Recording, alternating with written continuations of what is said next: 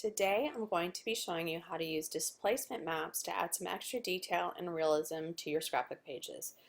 For this tutorial I'm going to be using a pattern and solid paper from A Very Happy Birthday by Zoe Pern and Clip It To Me Volume 5 by Tracy Reed, which are the crumpled textured mats.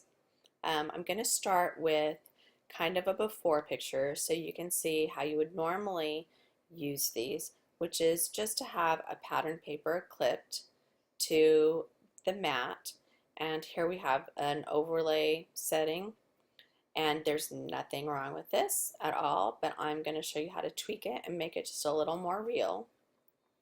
And also I'm going to show you using a solid piece of paper with a large font that you may use maybe for a title or on a journaling card. All those project-like people that make their own cards, this is a great technique for them as well.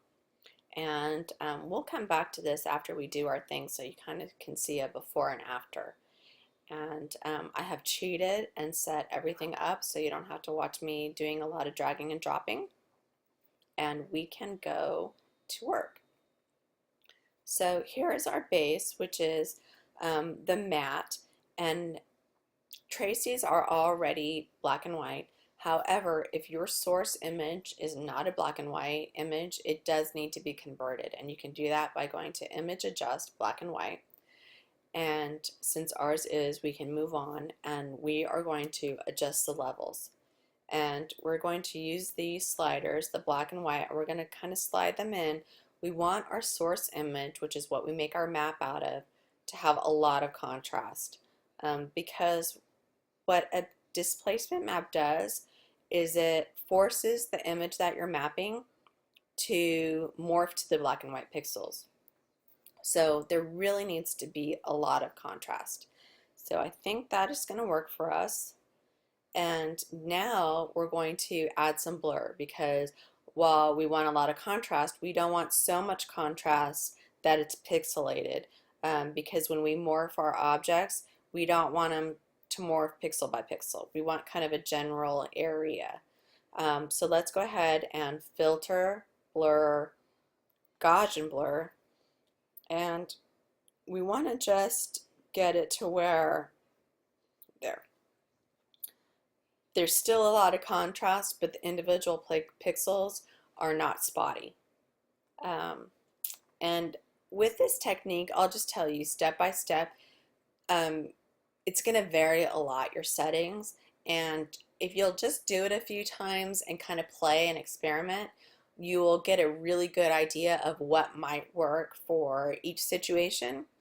And luckily we have this great history tool that you can just take a step back, and it really only takes a couple seconds, and you'll be able to kind of play and have an idea and get to know what works, because while at first this technique may seem a little daunting or a lot of steps, honestly it's so easy and the results are just fantastic. And for anybody who really likes detail or experimenting in their scrapbooking, it's just a really fun technique. So our next step is going to be to save our map.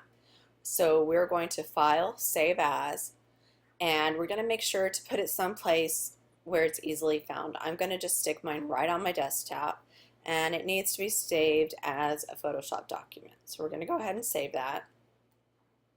And because I cheated, we can just go ahead and delete that. And I have everything else ready to go. So let's go ahead and start with our pattern paper. We have our mat and we have our paper. This one is set to an overlay with the opacity at 100%. I might drop that down just a tiny bit. And we're going to go ahead and displace. I personally love pattern papers. If you ever look in my gallery, you will see I just have such a hard time saying no to them that I tend to use them a lot. But I'm also very detail oriented, and so I just love anything that adds an extra bit of realism to it. So this is a great technique for that. So we are on our paper. We're going to go ahead and displace our paper.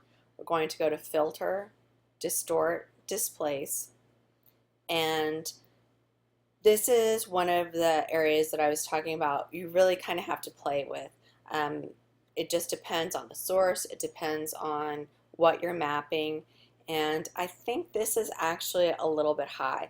Um, when I go, I always say start low. Um, when I use this technique, it really varies. I usually start between 5 and 25, but I've gone as high as 50 before, just depending. I think this, because there are so many lines, that we might be better off going around 15. And you'll want to do the stretch to fit and repeat edge pixels, which I believe is the default. And we'll click OK. And then we're going to load our map right on the desktop. And here we go. And ta-da! You can see here that it picks up all the little details as if this was really a piece of paper that was crumpled. When you normally have a patterned piece of paper and crumpled it up in your hands, it wouldn't lay flat. It would distort to the folds, and this does exactly that.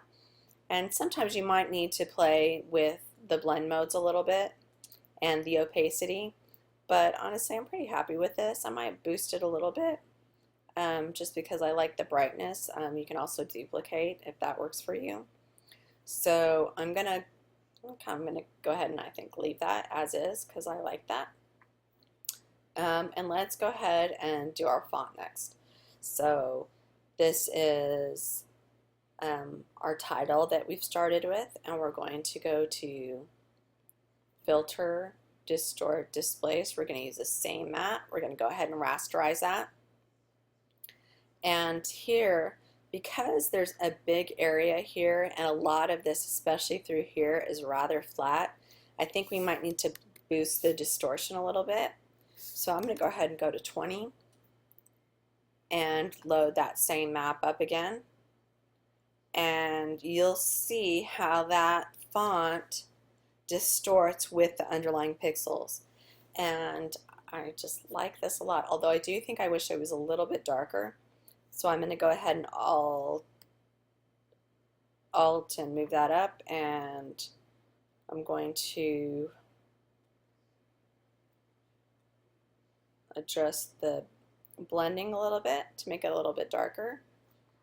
And you can see how now it looks as if that was actually written on that piece of paper and then crumpled.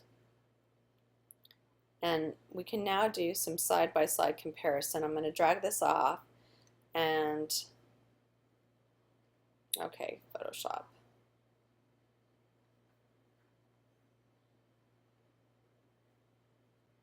I'm going to do a little side-by-side comparison. So here's our mapped title, and here's the title we had for the start. So you can see how everything here is really flat, and here it just goes along the fold lines.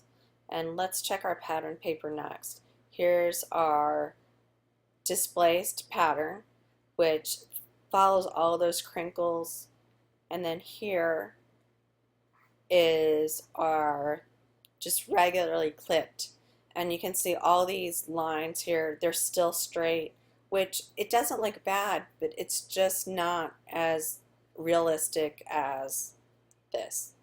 And as I said, with this technique you can do a lot of tweaking and playing and experimenting, and you'll notice once you get the hang of it how often this is used in advertisements when you see a face with a pattern on it or brick walls with graffiti or writing on it. So often this is a technique that's used to morph those things into the underlying layers. So I hope this has helped. I hope you've enjoyed it and given you just another tool in your arsenal, and I will see you for the next tutorial. Thank you so much.